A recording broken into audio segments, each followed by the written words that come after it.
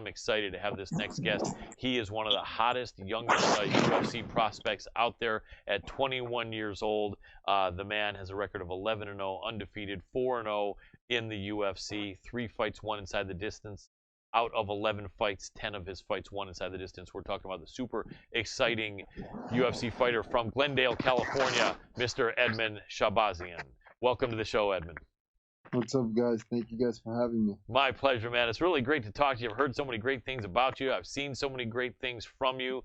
We both know the legend Judo Gene LaBelle, and he's a friend of mine, and you are one of the more exciting fighters that he follows, and he tuned in just to see your fight in Madison Square Garden. Actually, he may have stayed to watch the main event. I don't know. I can't speak for him, but he was really most concerned about watching the Edmen Shahbazyan fight, and this man is the godfather of MMA. So that says something right there. You're from a great team that had the awesome Ronda Rousey and just a bunch of great people. And so you are 21 years old, man. I got to ask you, you're like ahead of schedule for most people in their life, right? At 21, most people are still trying to figure out what they might want to do, you know, with their life. And here you are at 21 fighting in the UFC.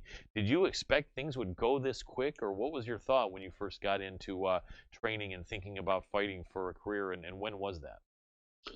Actually, when I first started training, there was no, I didn't think of like fighting or anything like that. My brother and I started, I was 10 years old, he was 12. We started with Shotokan karate. We were doing that and going to swimming classes because I was a chubby kid. I just wanted to go and lose weight. And, you know, we started, and then like we were in a couple of years, and then by like 12 years old, I started competing. I did my first competition for no-gi grappling at like 12 years old or 11 years old, one of those. And then after that tournament, I remember we both placed first. My brother and I both placed first in that tournament. And I don't know, I think it was after that that we like kind of like fell in love with it, and like we wanted to start adding the boxing, the kickboxing, the wrestling, like everything that combines for MMA. And then we were playing the UFC video game a lot. We loved it, and you know, we from a young age, like I would say from that age, like 12 years old, I was dreaming of fighting in the UFC and, you know, being up there. And I got my chance to get my contract at 20 years old on the Contender series. You know, I got the first round win, signed with the UFC at 20 years old, and made my debut at 21. So it's been an incredible journey, and I'm blessed. You know, where I'm at, and I just want to keep improving and keep getting better and reach the top. The first was to get to UFC. That was the dream. But you know, I like to dream big all the time. So once I got into the UFC, now it's to be the youngest champion, be the world champion. You know, and that's what we're going for.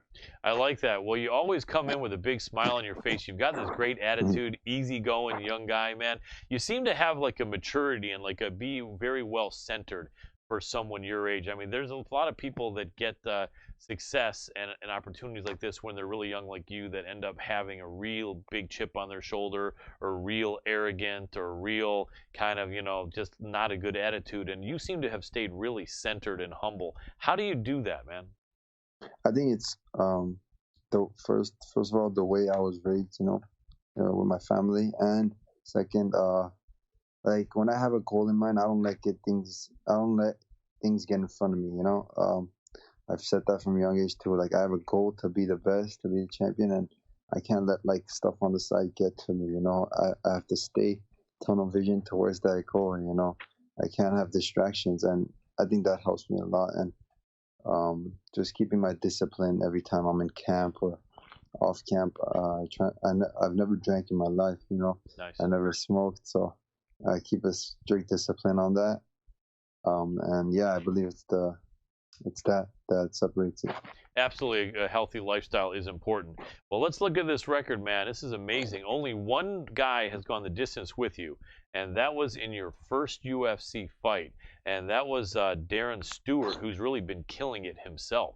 So it's kind of ironic. Do you ever think that one day you may see Darren Stewart again? If he works his way up, yeah, probably. But that fight, you know, was my first UFC debut. I fought the guy. I turned 21. He had like 6 or 7 UFC fights, and I don't know why it was even a split decision. You know, I thought I beat the guy unanimously, but I changed my game plan for that fight. You know, I wanted to wrestle that fight. I showed a different side of me that people didn't know about. You know, my wrestling aspect. Of course, I got the octagon jitters at the end. I was tired. You know, I had an adrenaline dump, but you know, I still managed to stay in there and pull through and managed to even get a takedown at the last second of the fight.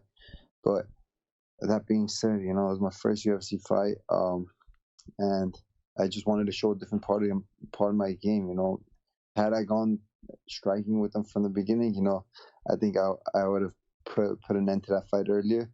But you know, we were trying new things out. You know, I'm trying to be a different fighter every time. You know, and have mixed up all my aspects of MMA because I can definitely do that. And I wanted to show that skill in that fight, and I believe I did. And people got to see a different side of me. Absolutely, and it also gave you time to get some rounds in, because since then, no one has gone more than what, two and a half minutes with you. Each in your last 3 fights, they've been what, 1 minute, 1 minute, and 2 minutes, or something like that. Something like that, yeah. Yeah, that's awesome, man. You're starching all these guys, man, and that last opponent was no one to sneeze at. Brad Tavares is a very tough guy. Do you go in there thinking that if you do what you can, these fights could all end quick, or do you not really go in there thinking that, and you just go in there thinking it'll be what it'll be, or are you always looking for a finish? I'm the type that's a finisher, but like I go in there thinking like this could go all the way, you know. I don't go in there going like, oh, it's gonna end early. I just go in there calm, stay focused, and do my job. You know, I know with the right shot, every opponent will go down. So I just keep my composure in there and try not to rush it. You know, I do my fight. You know, I stay calm and do my fight. No rushing, because if I rush, that's when I feel like you're trying to look for the finish. When you're calm and collected, it'll come. Absolutely. Who were the fighters that you looked up to before you got into the UFC, or if there are any that you still do? Let us know. Were there any people that you really were or are impressed by that are UFC superstars, whether they're still there or former stars? Well, growing up, you know, since Ronda Rousey was at our gym, I would definitely look up to her, and it was motivational, you know, watching her on the rise and seeing all that, the pressure, the media, and everything, how she would handle it. You know, it was amazing, and it actually motivated me to work harder and to be where I'm at. And I don't know, I like pretty much the fighters that represent like a good person. You know, like even if they're like a trash talker, this that, like the way they fight. I like for example Conor McGregor. I like his style, the way he fights, and George St. Pierre, John Jones, like those kinds of athletes, you know, have my eye, and I loved watching them growing up. Very cool. What do you do? What do you say to the people that are so excited about you, or that immediately they say, "Well, you got to fight Israel Adesanya. How soon can we make that fight?" What do you say to people that like are jumping right into that right now? I'm curious. You know, I know the position where I'm at, that's gonna happen, but you know, I'm not trying to rush anything. I'm taking it one fight at a time, and you know, sooner or later that fight will come, and I'll be ready for it. And I just right now, we just reached, I believe, the top 10. So, we'll be, I guess, like 2-3 fights I'll do in the top 10, and then we'll be having that title shot. Hopefully, we'll see. I like but that. Right now, it's just about like, you know, training smart, fighting smart, and doing everything the smart way. You know, not rushing anything. Absolutely, that's key. That's what I like to hear, because you know you got to be on a track. You don't have. It doesn't have to be like boxing where they're having a hot prospect fight guys that can't fight or have losing records. And I'm glad UFC doesn't do that. But then also some people get overly excited and at 21 are trying to get someone 21 to fight the champion. And I think you're right in that there's no reason for it to be that quick. But I think after Brad Tavares, it's probably going to be top 15 guys for you, if not top 10, coming up soon. And I'm sure you're going to be down for the challenge. Your striking is good, your grappling is good, and there really isn't. I don't think there's really any areas that you feel are weaknesses in your game, are there? No, you know, I've been training a mix of things from a young age. You know, from whether it's boxing, grappling, wrestling. You know, I combined it all as a young kid, competed in all the sports as a young kid. So, I would say I'm well rounded. You know, so I'm ready for wherever the fight goes. Absolutely. Here's an interesting thought that I think that some people wonder. When you're training, obviously you're going to do training with good guys, but I don't think necessarily they would want to necessarily bring in like John Jones or Israel Adesanya to train with you. Not that that could happen anyway, but are you training with guys that are really competitive with you, or that are your age or your level or your size? How do you find guys to train with, and are you normally looking at it as far as just like skill level, obviously your weight and experience level, or are you training with some guys who are a lot more experienced than you or bigger? I would say both, experienced and my type of experienced guys. I let all the training partners be handled by my coach, Edmen, and he brings in all the guys. He prepares all the sparrings and everything that we need to do to prepare for a fight. And definitely, I would say it's each time in practice, it's competitive in there. So I believe that helps a lot, when it's competitive. And I'm a competitive guy too. So those two together, it makes for a great practice, great sparring, and really prepares you amazingly. And we have good guys that come in that help me. So it's been good so far, Very true. One of the things that you have on your side, being so young at 21, is you don't have as much wear and tear on your body as someone like 26 or 30 years old, right? I'm sure, having done the martial arts for years, you've had your share of injuries, and just as hard as you have to train for this sport, that definitely, I'm sure, you don't feel maybe as injury free as you did when you were 10 or 12 years old, right? But I have a feeling probably you're less injured and banged up than most of the fighters that are 26 or 28, wouldn't you think? Yeah, definitely. Being young, I'm about to be 22 by the end of this month. So, still being young, I believe our recovery process is a little bit faster than anyone who's older. And yeah, I believe that helps a lot too. Even if we have like a small bruise or like where we hurt something in practice, I believe I recover a bit quicker than most.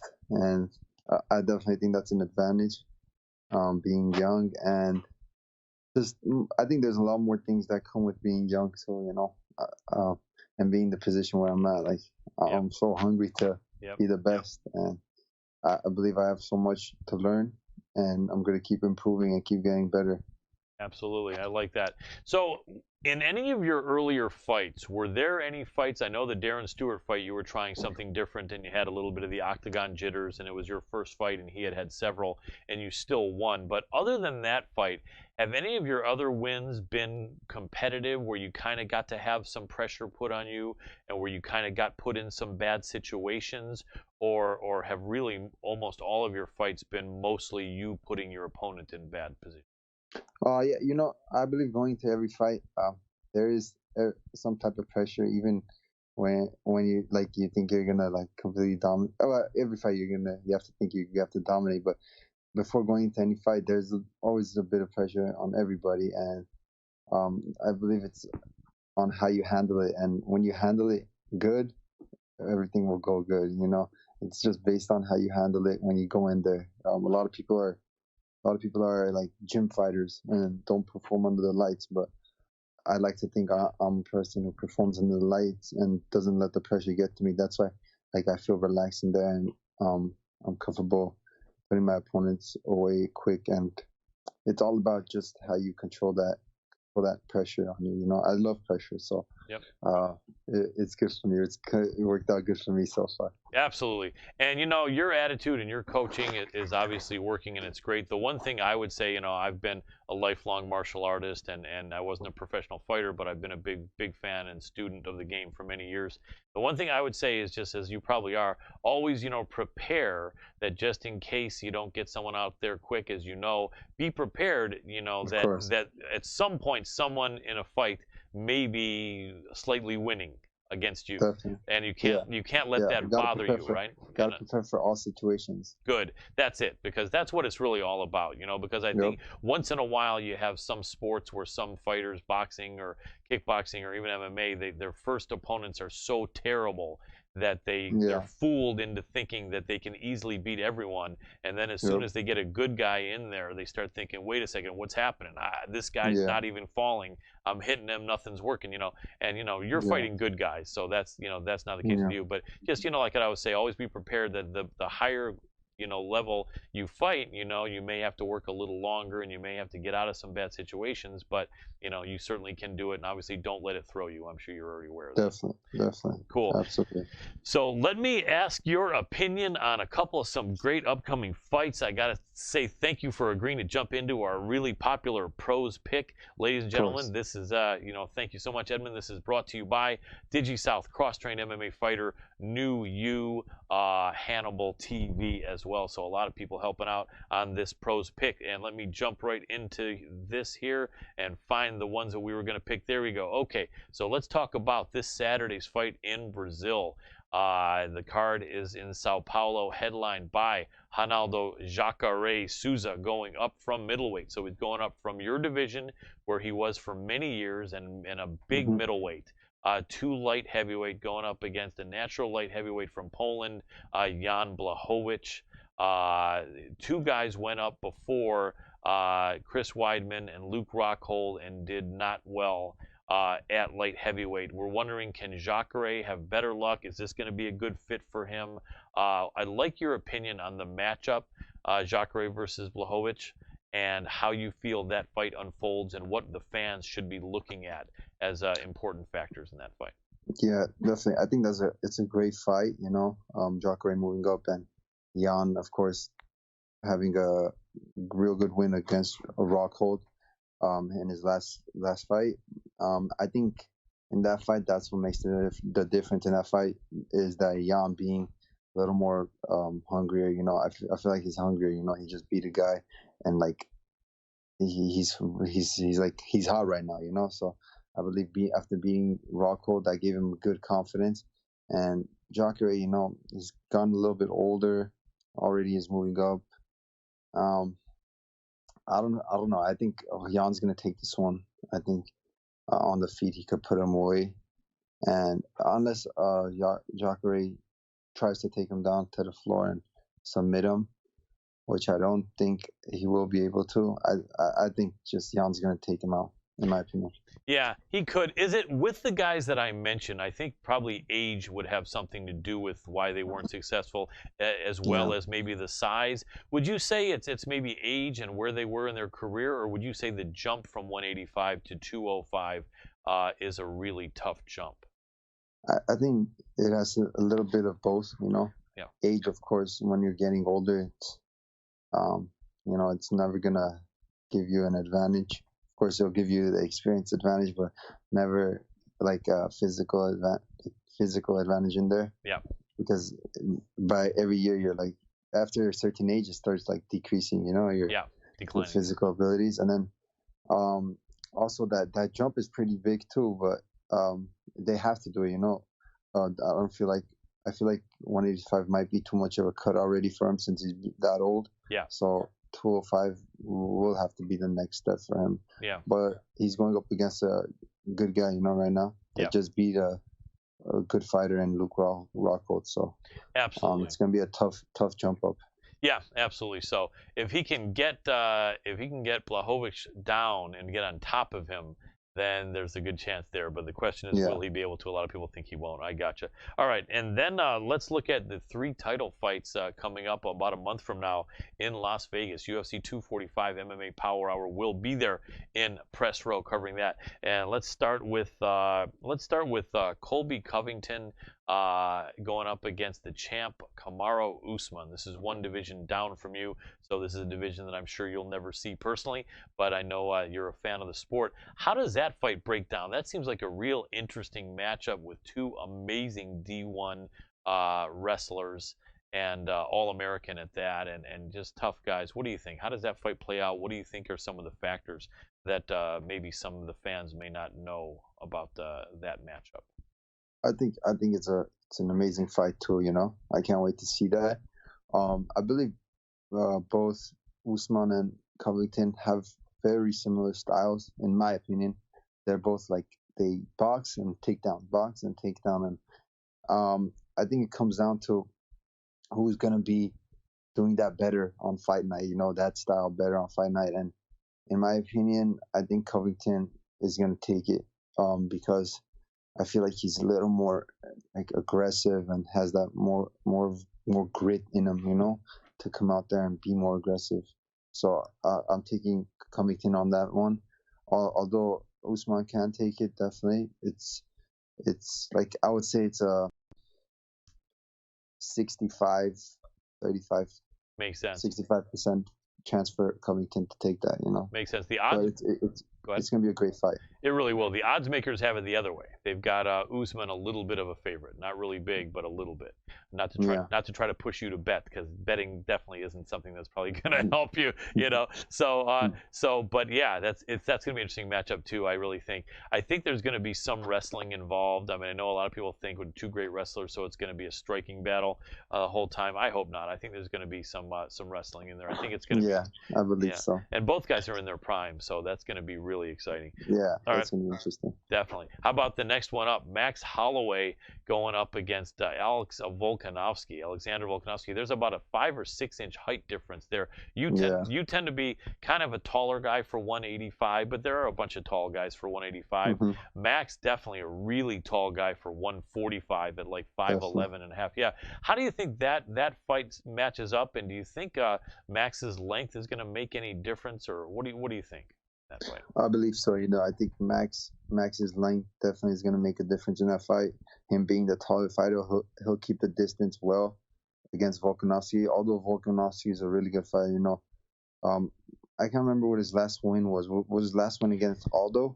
Yes, I believe it was. Yeah. Yep. If it was, yeah, no, he looked really good in that fight. You know, really beat Aldo in there, and Aldo's a real veteran and great fighter, but Max also put away Aldo, so I think Max takes this one. I think he's more lankier. He'll keep the distance, strike him, and light him up on his feet. In my opinion, you know, the way he kind of did it to Frankie Edgar. I think that's the way the fight will go. Yeah, it could very well be. But like you said, Volkanovski is a tough guy, tough Australian, good wrestler, good striker. He's such a short guy for that division. But you never know. Mike Tyson was a short guy. Maybe, you know, he can Mike Tyson Max. You know, we'll have to see. It'll be definitely interesting. And then last but not least, the women's title fight. You got the double champ. The champ Amanda Nunes defending her bantamweight title against the former featherweight champ Germaine de Randamie. How do you size that one up?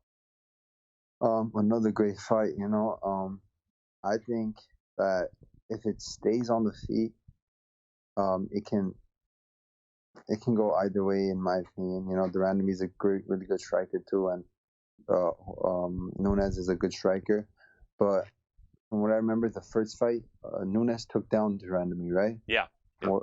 That's how she basically got the win. I mean, if she adds that, if Nunes does that, I see her getting the win.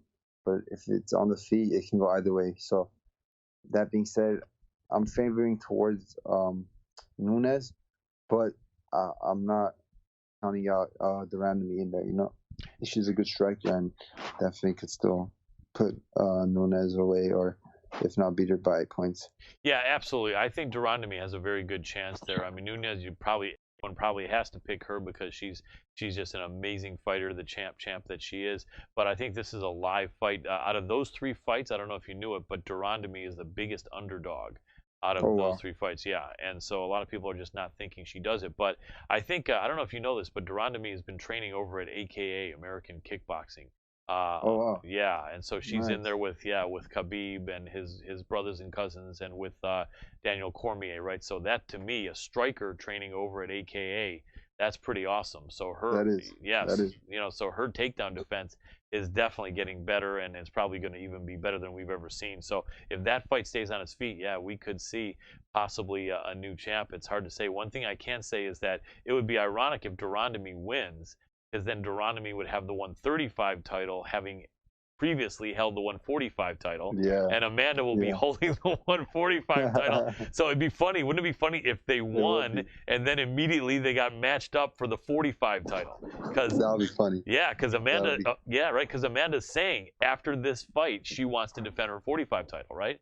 So Yeah. if So I don't know why didn't they do that. Why didn't they do it at 45? I'm glad you asked that. I learned, as most everyone else did, on the press conference when Amanda Nunes said that she wanted it at 45, but Jermaine would not take the fight.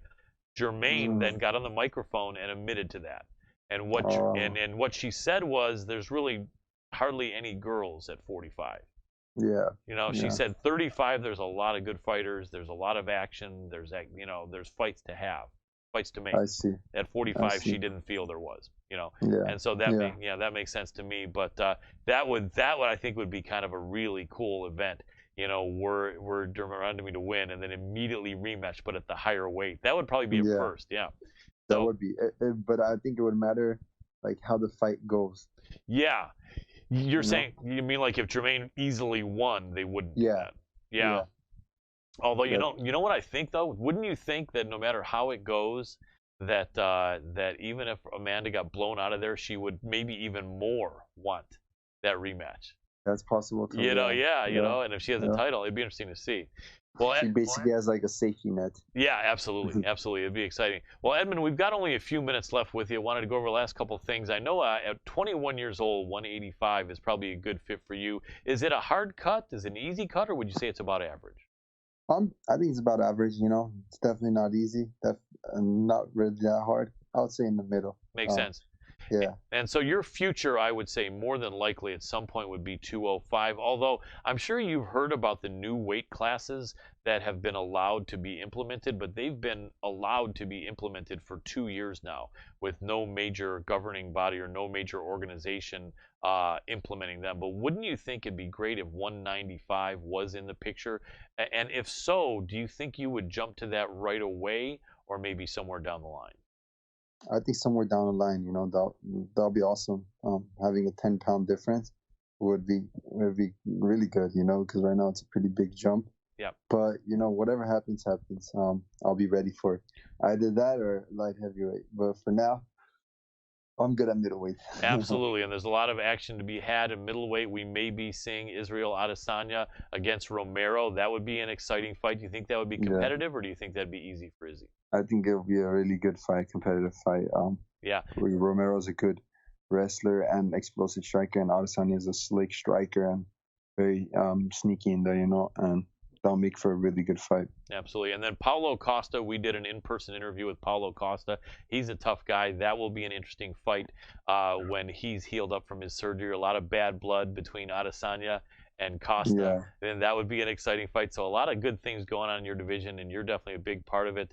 How can people support you on social media? What's the place that you would maybe look the most to be able to answer someone's questions if they ask you something or if they want to support you? Either Instagram or Twitter at Edmen Shahbazyan. That's my @ Sounds good. Excellent. Well, I know people will jump on there, and I want to thank you so much for your time, man. At 21 years old, most of us watching would like to switch places with you and actually be successful at 21 like you are, man. So I envy you. Yeah, no problem. But if I can't be you, then I will cheer for you because you're a great guy, and I think you got a great career. Keep your head on your shoulders. Keep doing what you do, all right, my friend? Thank you so much. I appreciate it a lot. You're very welcome. Great talking to you. We'll talk to you soon.